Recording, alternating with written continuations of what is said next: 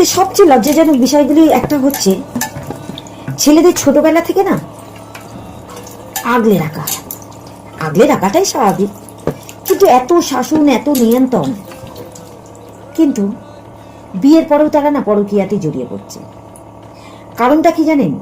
অনেক সময় কেউ বুঝতেই চায় না, মা অতিরিক্ত আগলাতে গিয়ে ছেলের জীবনকে না,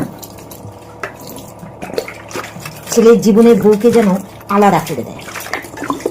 আর স্ত্রীকে তখন গুরুত্ব না দিয়ে ছেলেকে নিজের নিয়ন্ত্রণে রাখার চেষ্টা করে। আর সেই শূন্যতায় ভুল জায়গায় না মন বসে যায়। পরকীয়া জন্মায় শুধু খারাপ চরিত্র থেকে নয়, অতিরিক্ত দখলদারি থেকে। ছেলেকে মানুষ করো, মালিকানা দাবি করো না, কারণ না হলে এই সংসার ভাঙার দায় শেষে কিন্তু সবাইকেই নিতে হয়।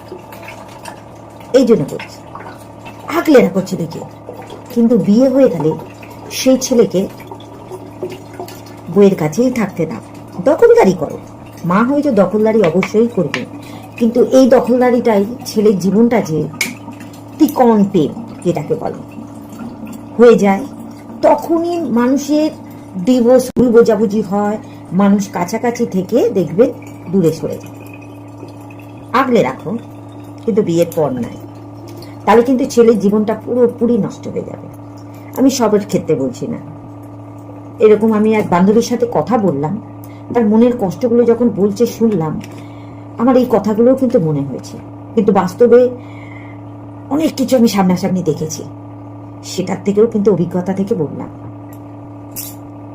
এটা বাস্তব কথা, এটা কোনো আমার আপনাকে বা অন্য কাউকে হার্ট করার জন্য নয়।